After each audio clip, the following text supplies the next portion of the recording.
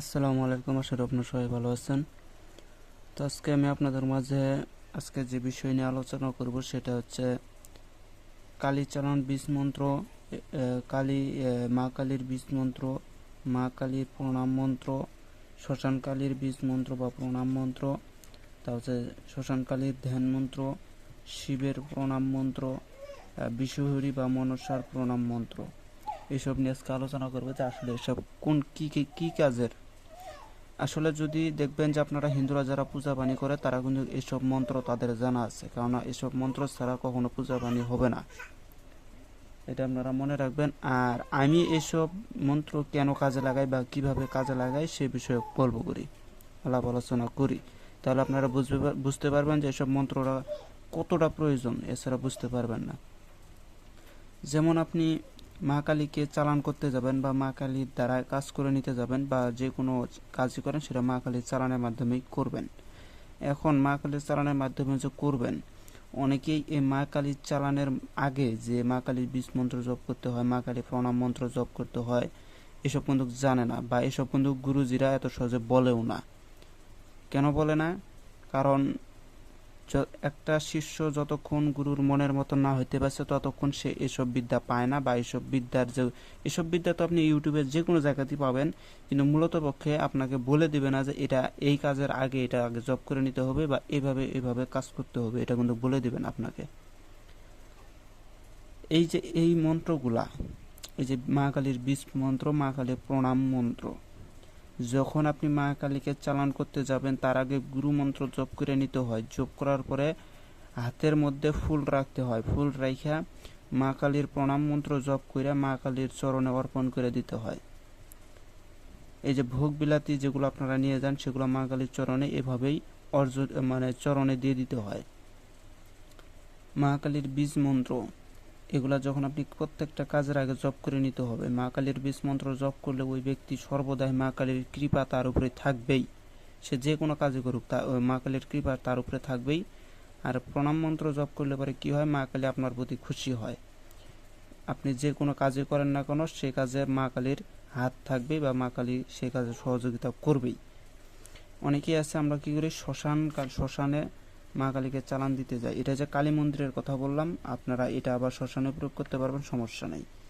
শ্মশান কালীর ধ্যান মন্ত্র, যে কোনো কাজেই আপনারা শ্মশানে যান না কেন, শ্মশানে যাওয়ার আগে অবশ্যই শ্মশান কালীর ধ্যান মন্ত্রটা প্রত্যেকটা কাজের আগে আপনাকে জপ করে নিতে হবে, নয়তোবা আপনারা এসব কাজ করলে পারেও কাজ হবে না। শ্মশানে থাকা যত ভূত প্রেত দেহ দানব যত কিছুই আছে না কেন সবগুলাই মা কালী এবং শিবের অধীনে থাকে।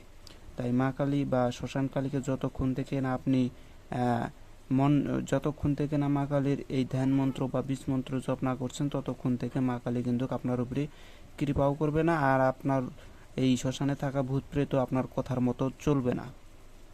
এটা হচ্ছে শ্মশানকালীর ধ্যান মন্ত্র। শিবের প্রণাম মন্ত্র, যে কোনো কাজে যান না কোনো, শিব কিন্তু এক প্রকারে আপনার গুরু হয়, মানব গুরু এবং হচ্ছে দেবতা গুরু, যেটাকে মহাদেব বলা হয় বা শিব প্রণাম মন্ত্র বলা হয়। এই মন্ত্রটা আপনি প্রত্যেকটা কাজের আগে আপনারা জপ করে নেবেন, দেখবেন যে 100% রেজাল্ট পাবেন। মা মনসার প্রণাম মন্ত্র, এটা কোন কাজে ব্যবহার করবেন, যখন আপনারা কোনো সাপ চালান বা যে কোনো কাজে যখন মা মনসার যদি হাত থাকে তাহলে সেই কাজে কিন্তু মা মনসার বীজ মন্ত্র জপ করে নিতে হয়, প্রণাম মন্ত্র জপ করে নিতে হয়, নয়তোবা আপনারা কাজ করলে বারে কাজ হবে না। তো চলে যাই আজকে মন্ত্রের মধ্যে। আমি সব এই 4-5টা মন্ত্র একেবারে দিয়ে দিব যাতে আপনারা কাজ করতে পারেন। আমার কথা মনে রাখবেন, গুরু ছাড়া কখনো কাজের রেজাল্ট আসে না, আর গুরু ছাড়া কখনো কাজের রেজাল্ট পাবেনও না। গুরু ছাড়া অরিজিনাল বিদ্যা এবং অরিজিনাল নিয়ম আপনারা কোথাও পাবেন না। এসব যত ইউটিউবে দেখতেছেন সবগুলোর ভিতরে অর্ধেকই আছে ভুয়া, বেশি অর্ধেক আছে ভুয়া। তারা তারা বানোয়াট মানে নিজের মন থেকে মন গড়া হিসেবে বানায় আপনাদেরকে বিভ্রান্ত করে। মূলত পক্ষে অরিজিনাল বিদ্যা নিতে গেলে গুরুর কাছে থাকতে হবে, গুরুর কাছে যাইতে হবে, গুরুর কথা মতো চলতে হবে, গুরুকে খুশি রাখতে হবে, তবে অরিজিনাল মন্ত্র বেরিয়ে আসে। একটা কথা মনে রাখবেন, আপনার শত্রু যেই হোক না কেন তাকে যদি ক্ষতি করতে চান, আগে যুগে যেগুলো হয়েছে রাজা বাদশার আমলে, রাজাকে ধ্বংস করতে গেলে আগে রাজার মন জয় করে নিতে হয়, মন জয় করে নিয়ে কোলে কৌশলে সে রাজাকে কিন্তু ধ্বংস করে দেওয়া হয়। আপনারা ছবি বা অন্যান্য জায়গাতে দেখতে পারেন যে রাজাকে ধ্বংস কিন্তু বাহিরের লোকেরা করে না, ঘরের লোকই করে, ঘরের লোকই রাজাকে ধ্বংস করে, এটা মনে রাখবেন। তাই মন জোগাইয়া তারপরে কাজ করে। ঠিক তেমনি আপনারা যদি ওস্তাদের মন জোগাইতে পারেন, দেখবেন যে ওস্তাদ কিন্তু মন থেকেই সমস্ত কিছু মুক্ত করে দেয়, গুমর যা আছে সব ভেঙে দেয়। এটা হচ্ছে অবৈধ কাজে ব্যবহার করে, আবার বৈধ কাজেও ব্যবহার করে এই মন জয় করাটাকে, এটাকে বিশ্বাস বলে। যাই হোক, আমি অত কিছু না বলে আমি শর্টকাটে বলে দিচ্ছি, আপনারা শর্টকাটে আপনাদেরকে বলে দিলাম যাতে আপনারা বুঝতে পারেন। এটা হচ্ছে মা কালীর বীজ মন্ত্র। আমি আর তার আগে বলে দিই, যারা আমার কাছ থেকে হার নিতে চান, আমার কাছে বর্তমানে 3টা আছে হার। যদি কারো প্রয়োজন হয় অবশ্যই আমার সাথে যোগাযোগ করে নিতে পারেন। তো যাই হোক, আমি প্রথম মন্ত্র চলে যাই, মা কালীর বীজ মন্ত্র। মন্ত্রগুলা ঠিকঠাক উচ্চারণ আপনারা করতে পারবেন না, এটা আমিও জানি, বা কেননা হিন্দু শাস্ত্রের মন্ত্রগুলা উচ্চারণ করাটা খুবই কঠিন ব্যাপার। তো যাই হোক, আমি চেষ্টা করে আপনাদেরকে বুঝিয়ে দেওয়ার চেষ্টা করব। বিসমিল্লাহির রহমানির রহিম। আমি মন্ত্রটা বলে দিচ্ছি। এই যে আপনারা যে কোনো মন্ত্র জপ করেন না কেন, বা যে কোনো এই যে আমাদের মুসলমানের যে কোনো মন্ত্র কিংবা দোয়া কালাম জপ করেন না কেন, তার আগে কিন্তু বিসমিল্লাহ বলতে হয়। হিন্দু শাস্ত্রের ভিতরে যে কোনো মন্ত্র জপ করেন না কেন, তার আগে কিন্তু বিসমিল্লাহ বলতে হয়। বিসমিল্লার হিন্দু শাস্ত্রের অর্থ হচ্ছে, আমরা আরবিতে বলি বিসমিল্লাহ, আর হিন্দু শাস্ত্রে বলা হয় ওং তৎসৎ। এটার অর্থ হচ্ছে বিসমিল্লাহ। ওং তৎসৎ এটার অর্থ বিসমিল্লাহ, আর বিসমিল্লাহ এটা ওং তৎসৎ। যাই হোক, আমি বুঝিয়ে দিলাম। এগুলো মন্ত্র জপ করার আগে বলে নেবেন ওং তৎসৎ, মানে প্রভুর নামে আপনি হচ্ছে প্রভুর নাম স্মরণ করে আপনি এই কাজে লিপ্ত হতেছেন বা এই কাজ করতেছেন, প্রভুকে স্মরণ করে। তো যাই হোক, মন্ত্রটা দেখেন, ওং ক্রিং কালিকায় নম। এটা হচ্ছে কালিকায় নম, এটা হচ্ছে মা কালীর বীজ মন্ত্র। এটা জপ করে মা কালীকে অনেক অনেক সাধকই জয় করে নিয়েছে এই মন্ত্রটুকু জপ করেই। এটা হচ্ছে মা কালীর বীজ মন্ত্র, ওং ক্রিং কালিকায় নম। যদি কোনো ব্যক্তি কালী অমাবস্যা রাত্রে, দেখবেন যে বছরে একটা কালী পূজা হয়, সেটা হচ্ছে অমাবস্যা রাত্রেই হয়। ওই রাত্রে যদি কোনো ব্যক্তি 1001 বার জপ করতে পারে, তাহলে এটা হচ্ছে কলির যুগের ক্ষেত্রে। আগে কিন্তু এগুলো মন্ত্র 1 লক্ষ 1.5 লক্ষ বার জপ করে সাধকরা জয় করে নিয়েছিল। বর্তমান যুগের মানুষের হায়াত কম বিধায় এগুলো মন্ত্র কিন্তু জপ করার ক্ষেত্রটাও কমায় আসছে।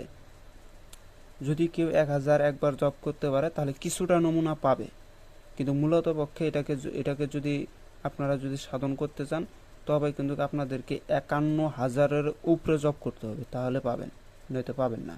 কিছুটা নমুনা আপনারা মা কালীর পেয়ে যাবেন। এটা হচ্ছে ওং ক্রিং কালিকায় নম। এখন দক্ষিণা কালীর প্রণাম মন্ত্র, এটা হচ্ছে ওং কালী কালী মহাকালী কালীকে পাপে হারিণী ধর্মস্থ মক্ষ দেবী নারায়ণী নমস্তুতে। এটা হচ্ছে মা কালীর দক্ষিণা মা কালীর প্রণাম মন্ত্র। মা কালীর প্রণাম মন্ত্র এটা হচ্ছে ওং জয়ন্তী মঙ্গলা কালী ভদ্রকালী কাপালিনী দুর্গা শিবা সমাধাত্রী সদা সহাসুদা নমস্তুতে। এই যে মন্ত্রগুলা, এগুলো কিন্তু আপনারা জেনে নেবেন। প্রত্যেকটা কাজের আগে এগুলো জপ না করলে আপনারা কাজের রেজাল্ট পাবেন না। মা কালীর কৃপা যদি আপনার মাথায় না থাকে, তাহলে আপনি জীবনে কোনো কাজে রেজাল্ট পাবেন না। এগুলো আমার ওস্তাদের দোয়া, আমি এগুলো হচ্ছে নোট করে রাখছিলাম। আসলে মূলত পক্ষে আমার ওস্তাদের কাছ থেকে বেশিরভাগই কালীবিদ্যায় পেয়েছি, এবং কালীবিদ্যার সম্পর্কে জ্ঞান ভালো পেয়েছি। সেজন্য করে কালীবিদ্যার কম বেশি জ্ঞান আমার কাছেও ইনশাআল্লাহ ওস্তাদের দোয়ায় বা কৃপায় আছে। যাই হোক, আমি এরপরে মন্ত্রগুলো বলতেছি। শ্মশান কালীর ধ্যান মন্ত্র, ওং অঞ্জনা ধৃনিত ভাং দেবী। এটা হচ্ছে শ্মশান কালী যে মন্ত্র, এটা খুবই মারাত্মক। এটা মানে মুখে উচ্চারণ করা খুবই কঠিন ব্যাপার হয়ে যায়। আবার বলতেছি, ওং অঞ্জনা ধৃনিভাং দেবীং শ্মশালায়ান। মন্ত্রগুলা মানে এটা আমি মুখস্থ করি নাই, তো এটা যার কারণে এটা সমস্যা হচ্ছে। আমি বেশিরভাগ কাজ করছিলাম এই মন্ত্রগুলা দিয়েই। শ্মশানকালীর ধ্যান মন্ত্রটা এটা খুবই কঠিন ব্যাপার, যার কারণে মুখস্থ করি নাই। তারপরে আমি আপনাদেরকে বলার চেষ্টা করতেছি, ওং অঞ্জনা ধৃনিভাং দেবীং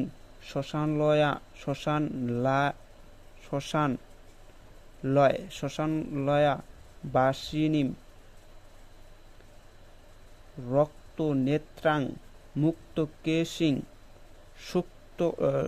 সুক্তকমাং সাতি ভৈরবাম পিশাংখিং বাম হস্তেন মধ্যপূর্ণাং কপালং কপালকম সদ্ধ কৃপ্ত শিরো দক্ষ হস্তে দহতিং শিবাম শ্রিত বক্তকাং সদা চাম্মাং সচর্বনত প্রণাম নানালঙ্কায় ভূষাঙ্গিং নগ্নায় মত্তাং সদা সর্বে। এটা হচ্ছে সেই মন্ত্র। এগুলো আপনারা ইউটিউবের থেকে বাইর করে নিয়ে বলবেন যে শ্মশানকালীর ধ্যান মন্ত্র ইউটিউবে সুন্দরভাবে দেওয়া থাকবে, ওখান থেকে আপনারা শিখে নেবেন। হিন্দুরা এগুলো ভালো উচ্চারণ করতে পারে, মন্ত্রের মতন উচ্চারণ করতে হবে। এগুলো তো আমি বানায় মনে করেন যে দেখে দেখে বললাম, তারপরেও তো হইতেছে না। এখন চলে যায় শিব প্রণাম মন্ত্র। ওং নমঃ শিবায়, ওং নমস্তে ভাং ভৈরূপাং, নমস্তে দিব্যা চক্ষু, নম পিনাক হস্তায় বজ্র হস্তায় বৈ নম, নমস্ত্রী শূল হস্তায় দণ্ড পাশাং শিপানয়ে, নম তৈলঙ্ক নাথায় ভূতানাং পতয়ে নম নম শিবায় শান্তায়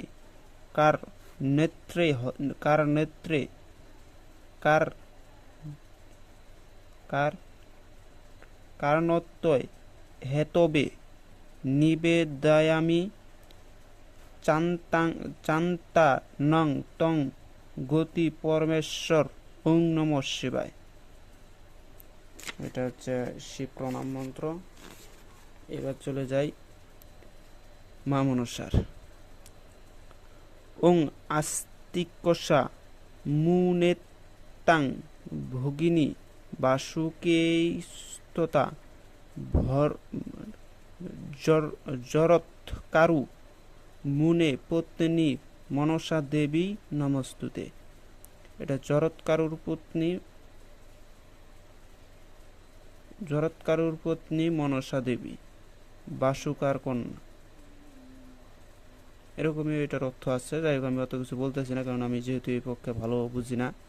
কারণ হিন্দু শাস্ত্রের মন্ত্রের অর্থটা করতে গেলে এগুলো আমি পারি না। এগুলো হিন্দু শাস্ত্রের যে লোকেরা আছে তারাই ভালো বলতে পারবে। যাই হোক, এই ছিল আজকের ভিডিও। কারণ এগুলো না জানলে পরে আপনারা এই কালী চালান, শিব চালান, মনসা চালান, এগুলা কাজে আপনারা কখনোই জয় হতে পারবেন না। এগুলা আগে জানে নিতে হবে। মানুষ একটা কথা মনে রাখে, একটা বৃক্ষ তৈরি হলে কিন্তু আগে তার গোড়া সম্পর্কে জ্ঞান নিতে হবে, পরে সে তার গোড়াতে যাইতে হবে, তার গোড়ার থেকে তার শাখা প্রশাখায় যাইতে হবে, তারপরে পাতা, তারপরে ফল ইত্যাদি দিকে জ্ঞান বাড়তেই থাকবে। আপনি গোড়া জানেন না, ডাইরেক্ট আপনি গাছের মাথায় যা বসে রয়েছেন, সেক্ষেত্রে তো হবে না। যাই হোক, এই বিষয়ে জ্ঞান নেবেন, তাহলে অবশ্যই পেয়ে যাবেন। যদি এগুলো ভালো না বুঝতে পারেন, তাহলে এই হিন্দু শাস্ত্রের ভাইদের কাছ থেকে এইসব বিষয়ে ভালোভাবে জেনে নেবেন, সেক্ষেত্রে ভালো হবে আরও। তো সে ভালো থাকবেন, খোদা হাফেজ। আর যদি কারো আমি আপনাদের কাছে চান্দা হার বিক্রি করব, আর আমার কাছে কিছু পার্সোনাল ডায়েরি আছে, এই ডায়েরিগুলোও বিক্রি করব। আর যারা নকশা নেবেন তারাও আমার কাছ থেকে নিতে পারেন। তো সবাই ভালো থাকবেন, খোদা হাফেজ, আসসালামু আলাইকুম।